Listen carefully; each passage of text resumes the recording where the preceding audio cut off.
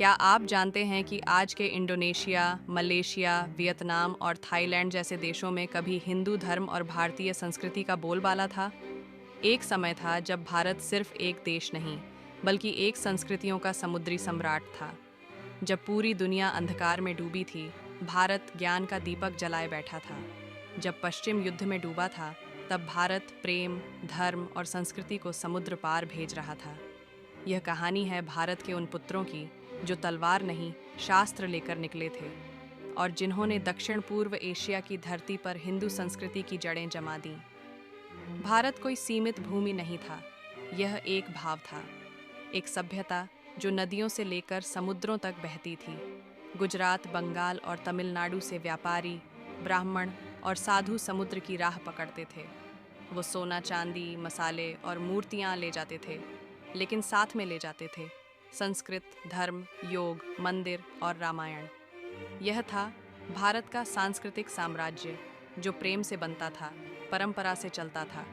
Vietnam में बसा था चंपा साम्राज्य।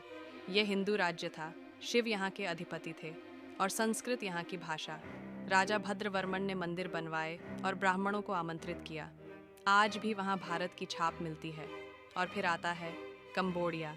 यहाँ खड़ा है दुनिया का सबसे बड़ा हिंदू मंदिर, अंगकोर वाट। विष्णु को समर्पित यह मंदिर आज भी गवाही देता है कि भारत कभी सिर्फ भारत नहीं था, वो एक विचार था जो सीमाओं से परे था। अब बढ़ते हैं द्वीपों की ओर, इंडोनेशिया की ओर। यहाँ राज करते थे श्री विजय और माजपहित वंश।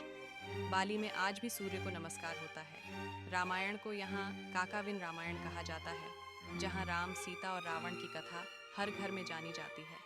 भारत भले ही पीछे छूट गया, पर भारत की आत्मा आज भी वहाँ सांस लेती है।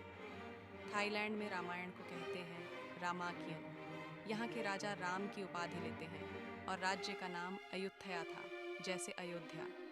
मलेशिया में भी राम और हनुमान की कहानियाँ जीवित हैं।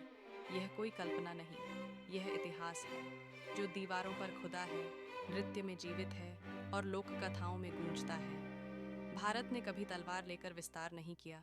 यहाँ के लोग हथियारों से नहीं, विचारों से जीते थे। उन्होंने किसी को लूटा नहीं, उन्होंने सबको जोड़ा।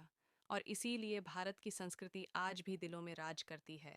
भले ही देश का नक्शा छोटा हो गया हो, पर उसकी आत्मा आज भी व्यापक है।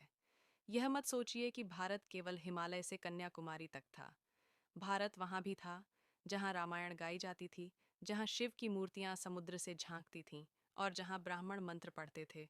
यह था भारत का समुद्री स्वर्ण युग, जहाँ लहरों के सहारे धर्म, दर्शन और संस्कृति बही और इतिहास रच दिया।